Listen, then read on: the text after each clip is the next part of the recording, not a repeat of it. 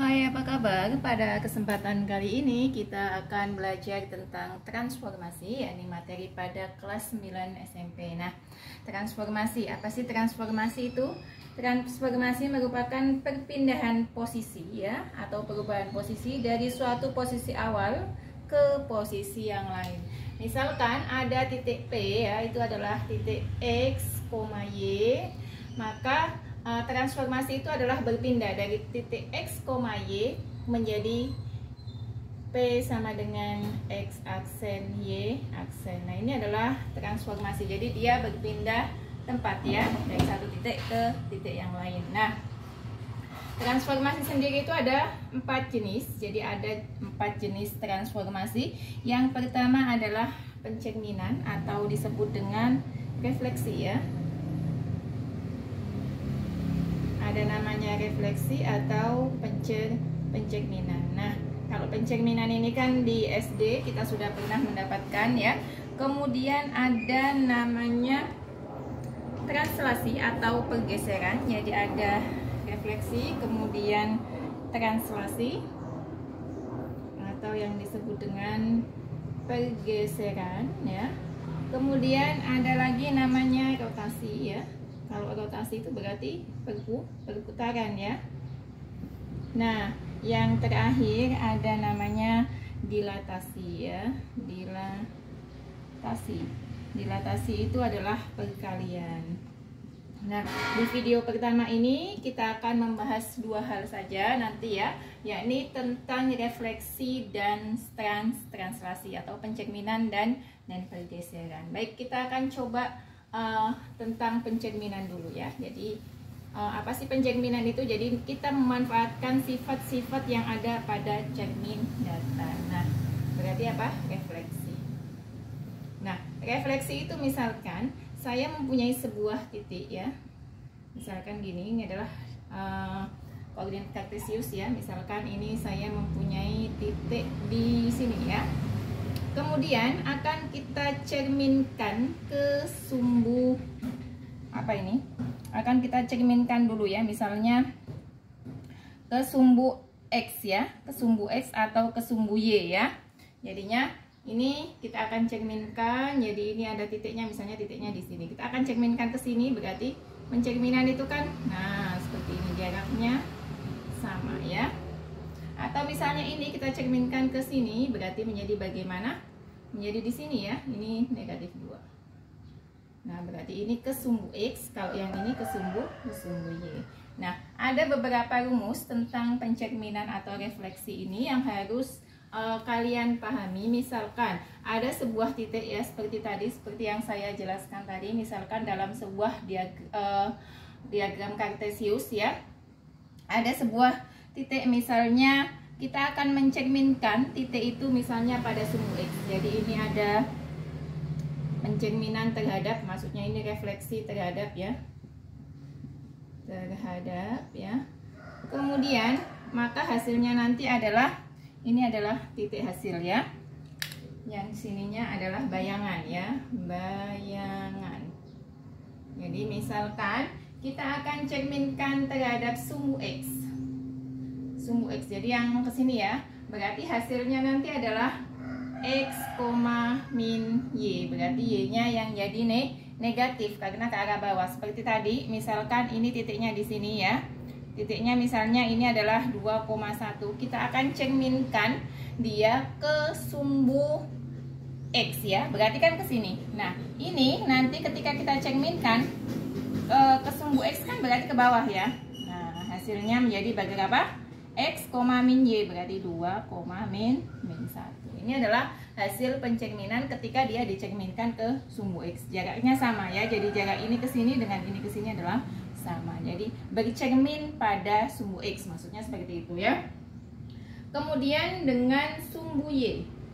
Nah, kalau pada sumbu Y, maka hasilnya nanti adalah berkebalikan dengan sumbu X. Kalau sumbu X tadi adalah X, min Y, kalau pada sumbu Y adalah min X, Y. Jadi X-nya yang negatif. Misalkan ini ya, ini kan 2, min 1 akan kita cerminkan terhadap sumbu Y. Berarti cerminnya ini kan, cerminnya adalah ini, maka akan ke sini jalannya ya. Nih. Ini jaraknya ke sini 2, berarti jarak ke sini juga harus 2 bayangannya. Sehingga menjadi berapa? Min 2,1. Nah, artinya jaraknya dia ke cermin, jarak benda aslinya ke cermin dengan bayangan ke cermin itu akan selalu sama ya. Kemudian ya, jika dicerminkan pada titik 0 ya, titik asal ya, titik asal. Nah, di sini adalah 0,0, maka hasilnya nanti adalah min X, min Y ya. Atau lagi misalnya pada garis yang sama dengan ya, garis Y sama dengan X. Nah, garis Y sama dengan X maka akan dibalik. Kalau Y sama dengan X maka ini kita balik, Y-nya di sini ya.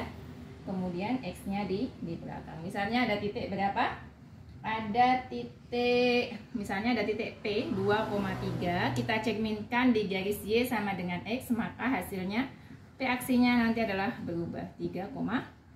Nah, seperti itu ya. Itu adalah hasil pencerminan ini ke sini ya. Kemudian ada rumusnya lagi ketika nanti kita ketemu garis Y sama dengan X ya. Garis Y sama dengan min X ya. Berarti kalau tadi Y sama dengan X kan X, min Y. Kalau Y sama dengan min X maka hasilnya adalah min Y min X ya. Kemudian kemudian misalkan garis Y-nya ya. Garis Y-nya itu sama dengan H, nanti hasilnya adalah X, ya. Jadi X, ya. X, 2H min Y. Nah, jika garis X-nya sama dengan H, maka akan kita balik menjadi 2H min X ya, Y. Nah, contohnya seperti ini ya. Misalkan saya mempunyai garis ya, garis ini akan saya cerminkan di X sama dengan H, misalnya ini ya. Nah, soal yang paling akhir ya. Misalkan ada sebuah garis, ada sebuah titik, maaf ya, ada sebuah titik. Titik itu adalah titik A ya. Kemudian A-nya itu adalah di titik 7,5, akan dicerminkan terhadap garis X sama dengan 3, maka hasil pencerminannya nanti adalah bagaimana? Nah, mengikuti rumus ini ya, hasil bayangan. Jadi kita tidak perlu harus membuat diagram kartesiusnya. Jadi tinggal mengikuti rumus ini. 2H min X, Y. Berarti 2H min X ya, X-nya menjadi 2 kalikan 3. Maksudnya ini ya, hanya itu adalah ini ya. Dikurangi dengan X-nya, ini XY ya. Berarti kalau saya tuliskan di sini ya, berarti ini kan 2 kalikan 3 kita kurangi dengan 7 ya. Jadi dari sini. Maka hasilnya nanti A aksennya atau bayangannya adalah 2 kali 3 itu adalah 6 kan? 6. Nah, 6 kita kurangkan dengan min 7. Berarti hasilnya adalah min 1,5. Ini adalah hasil pencerminan dari titik A 7,5, kemudian dicerminkan terhadap X sama dengan 3, maka hasilnya adalah min 1,5. Titiknya akan berpindah ke min 1,5. Nah, ini adalah tentang refleksi atau pencerminan. Nah, sekarang kita bahas yang kedua tentang translasi atau pergeseran. Jadi kalau tadi hanya dicerminkan, ini akan titiknya akan kita geser sejauh yang diinginkan. Misalnya translasi itu seperti ini ya. Translasi atau pergeseran. Jadi kita geser ya. Titiknya kita geser. Misalkan ini ada ini ya. Nah, ada titik di sini. Misalnya di sini ya, ini 1, 2. Berarti ini di sini adalah 2 min 2,2 gitu kan. Akan kita geser ke arah sini. Nah, ini pergeserannya sejauh berapa? Maka ini menggunakan translasi. Nah, rumus translasi sendiri ya. Jadi pergeseran atau translasi itu misalkan ada A ya, titik A itu A, B. Jadi ini X, Y atau saya tulis X, Y aja ya. X, Y ya. Kemudian ditranslasikan ya. Ditranslasikan atau T-nya ya. itu adalah A, B ya. Jadi jauhnya pergeserannya itu adalah A, B titiknya. Maka hasilnya nanti A aksennya adalah X plus A, Y plus B. Jadi ini adalah rumus translasi atau pergeseran. Jadi misalkan ada titik X, Y, kemudian ditranslasikan oleh titik A, B, maka akan berpindah sejauh X plus A, Y plus B. Misalnya ada sebuah titik A ya, titik A ini. Jadi untuk memudahkan ini ya, materi ini juga nanti akan keluar di SMA juga ya.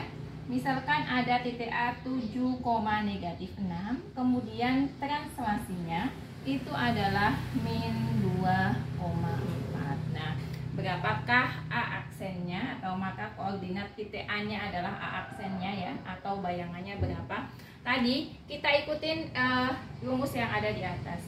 Hasilnya adalah X plus A, Y plus B, berarti 7 plus negatif 2 ya. Kemudian negatif 4 plus negatif 6 ya, dari sini ya, plus 4. Sehingga A aksennya nanti ketemunya ini dengan ini berarti negatif ya. 7 dikurang dengan 2 berarti 5. Min 6 ditambah dengan 4 berarti min 2. Ini adalah hasil translasi dari titik A 7,6 ditranslasikan dengan negatif 2,4. Nah, demikianlah apa yang dapat saya sampaikan. Semoga dapat dipahami dan sampai jumpa di video selanjutnya. Terima kasih.